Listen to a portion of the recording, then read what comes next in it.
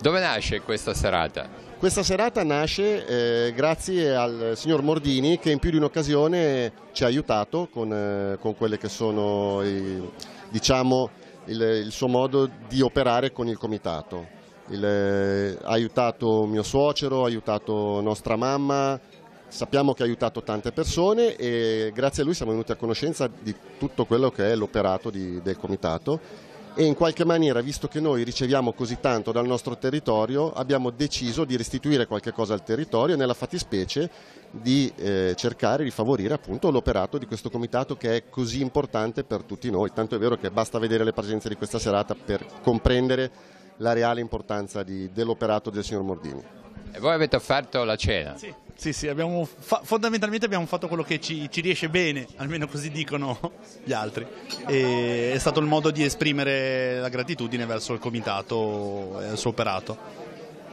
Tu sei stato in campo a coordinare. Dall'inizio alla fine, però c'è una persona che non si è vista, che è mia cognata, la moglie di Andrea, che è lei il cuore pulsante della cucina. Quindi io, più che aiutare i ragazzi, dirigerli durante il servizio, non ho fatto. Il vero cuore pulsante, il vero cibo, quello che abbiamo avuto modo di cenare questa sera, è grazie a Simona, che adesso è di là.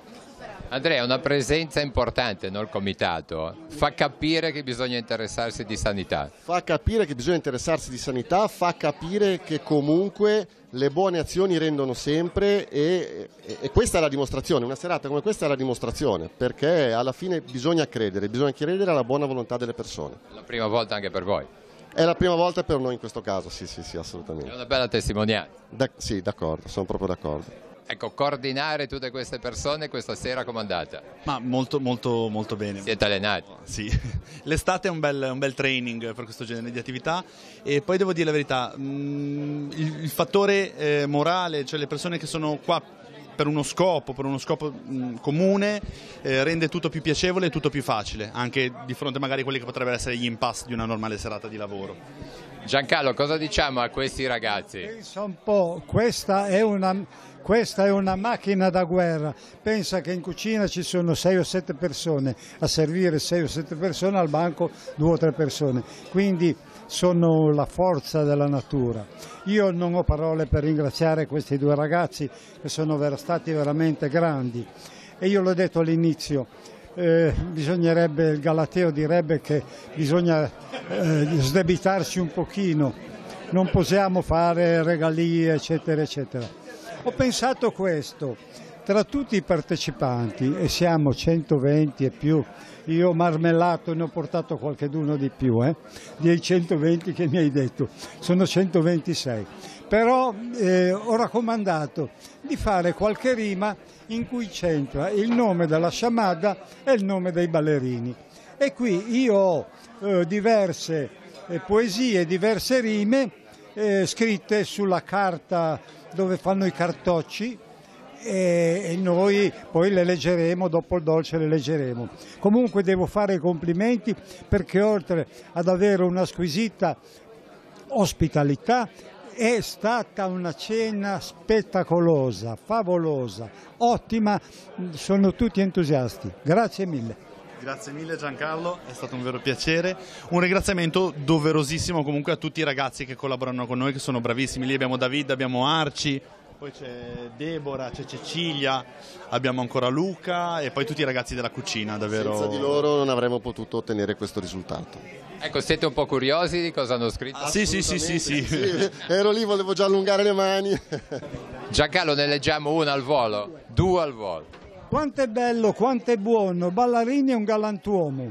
Ci ha ospitato alla Sciamada per cenare tutti di bada. La Sciamada è un loco bello, dove trovi questo e quello. Qui il biondo Ballarini serve cibi molto fini.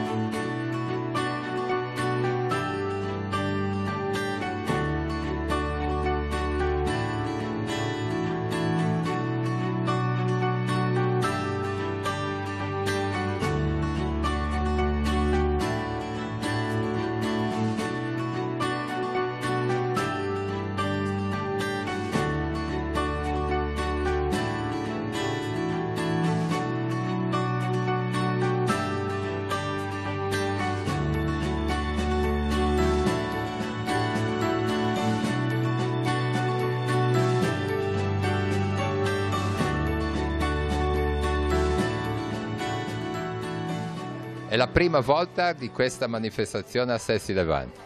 È la prima volta, siamo molto contenti che abbiano scelto la nostra città per questa gara di auto d'epoca, che in realtà ha uno scopo molto più grande, che è quello appunto di dare la possibilità a molti ragazzi, perché addirittura una cinquantina, a seconda poi di quanto riusciranno a raccogliere dalla manifestazione, potranno beneficiare di questa giornata indirettamente godendo di un periodo di vacanza, e quindi insomma ci sembra che sia davvero un bellissimo obiettivo, un bellissimo scopo, anche perché, come appunto ricordavamo prima, negli anni i fondi che erano destinati ai soggiorni vacanza per le persone disabili sono stati praticamente azzerati, e quindi la società civile risponde a un bisogno che c'è, ma non si sapeva più come colmare.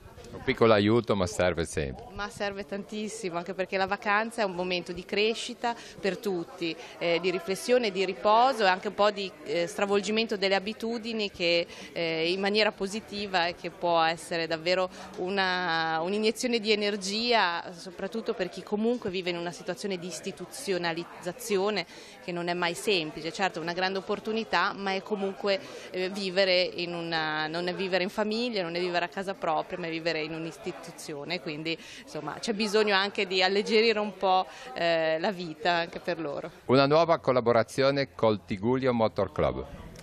Sì, nuova per quanto riguarda Sessi Levante, perché è la prima volta che facciamo questo itinerario I Due Mari. In realtà la collaborazione tra i Lion e il Tigullio Motor Club è datata, nel senso che è l'8º raduno che effettuiamo a scopo benefico, quindi una collaborazione che si consolida nel tempo. Siete messi tutti insieme? Questa volta sì, normalmente siamo solo 2 club, il Lavagna Valfontana Buona, Conte dei Fieschi e il Chiavari Host, e invece questa volta ci siamo messi tutti insieme.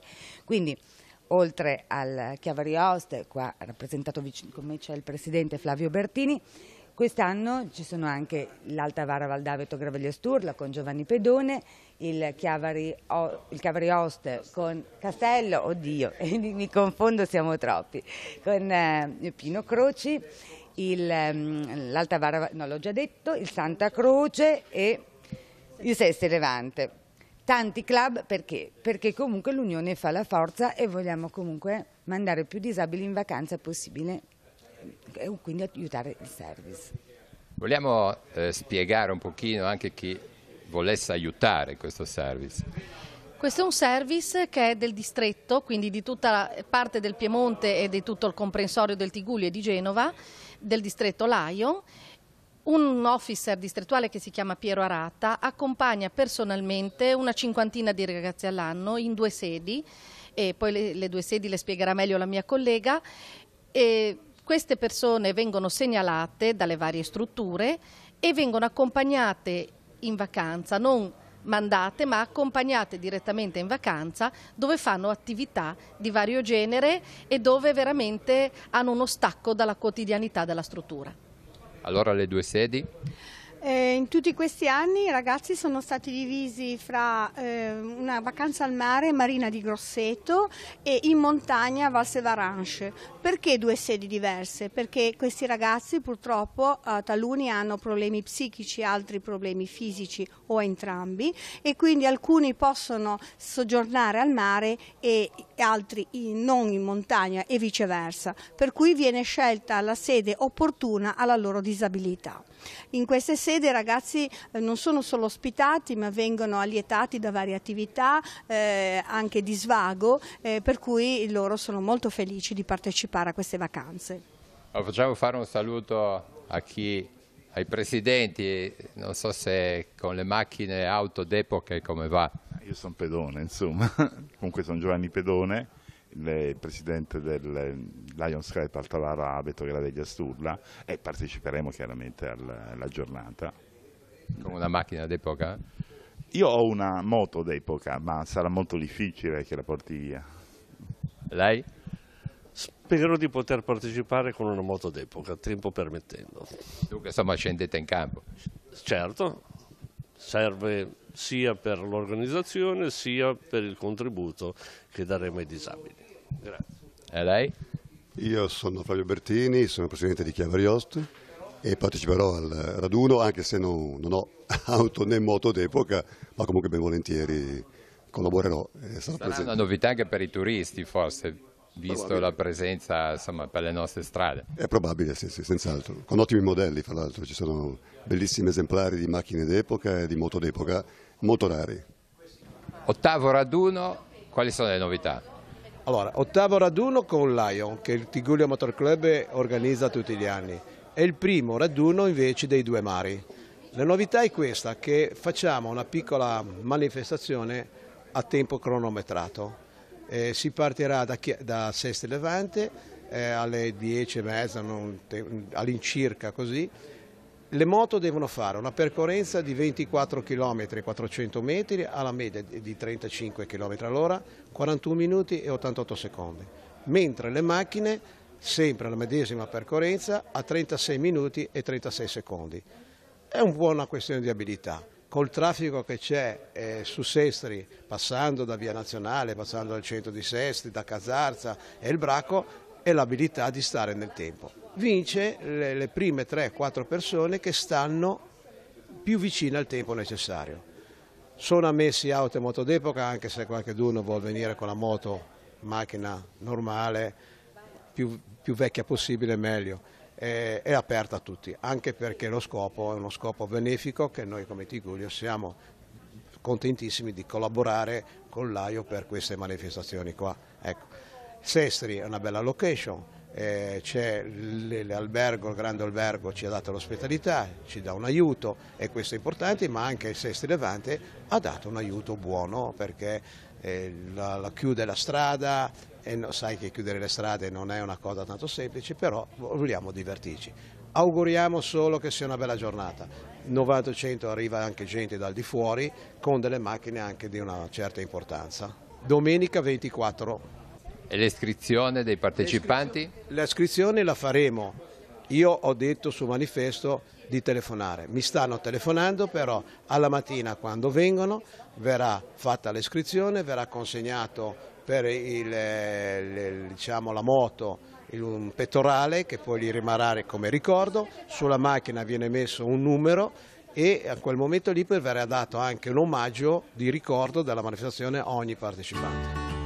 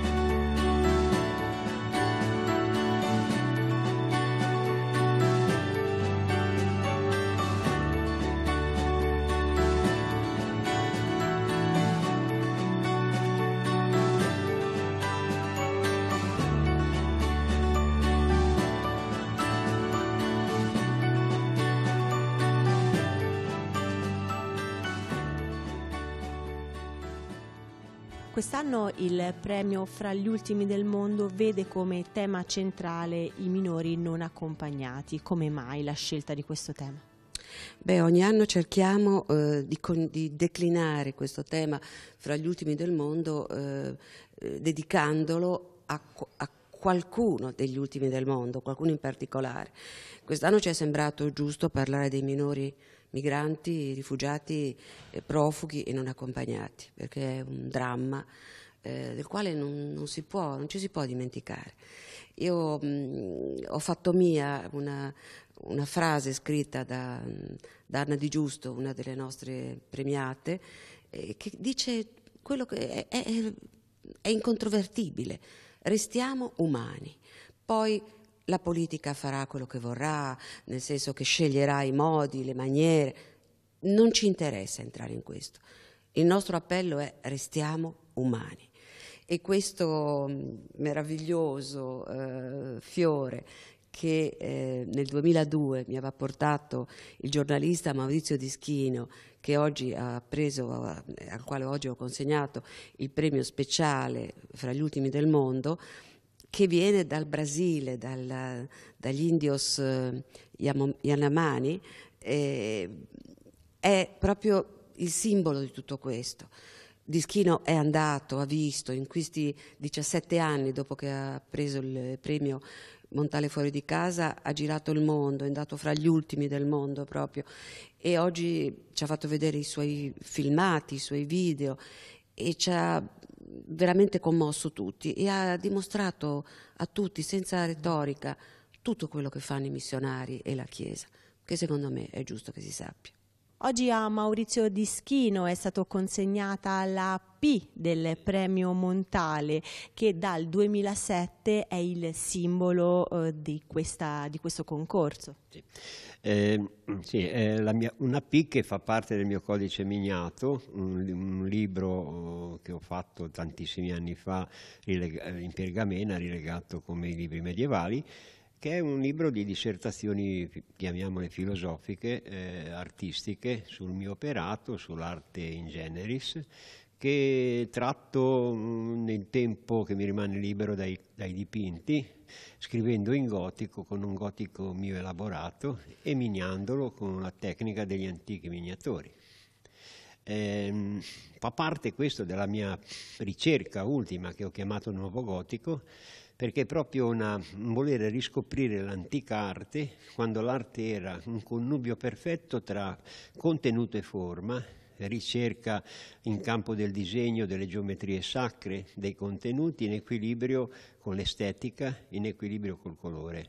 Perché il gotico internazionale per me è il momento più aureo per l'arte italiana, europea e del mondo intero. Giornalista inviato di TV2000, un lavoro che forse possiamo dire anche una missione.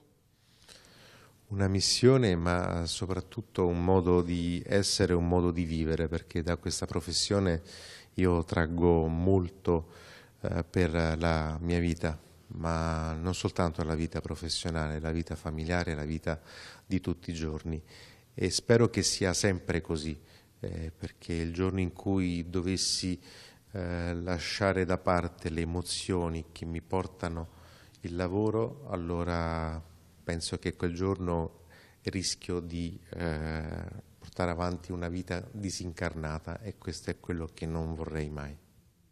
Oggi qui alla Spezia come ospite speciale del premio Fra gli ultimi del mondo, tema di quest'anno i minori non accompagnati. Qual è stata la sua esperienza, la più toccante nei suoi viaggi relativi appunto ai minori? Qual è stata la mia esperienza più toccante? Ogni volta che vado in un paese io non torno mai come prima, perché gli occhi dei bambini ti rimangono dentro e non sempre sono occhi sorridenti. Hanno la felicità innata, però spesso incrocio sempre occhi di persone, di bambini che hanno sofferto e allo stesso tempo hanno la capacità di sopravvivere, di vivere e di andare oltre. E sono soltanto dei bambini, quindi quella forza e quel coraggio di vivere, di sopravvivere, sì, mi emoziona, mi tocca il cuore, però paradossalmente dà speranza anche a me, quindi trasmettono qualcosa di positivo anche a me e mi entrano nel cuore. Io non me li dimentico, Certo, un giorno mi piacerebbe rincontrarli tutti, ma so che questo sarà impossibile, però li porto nella memoria del mio cuore.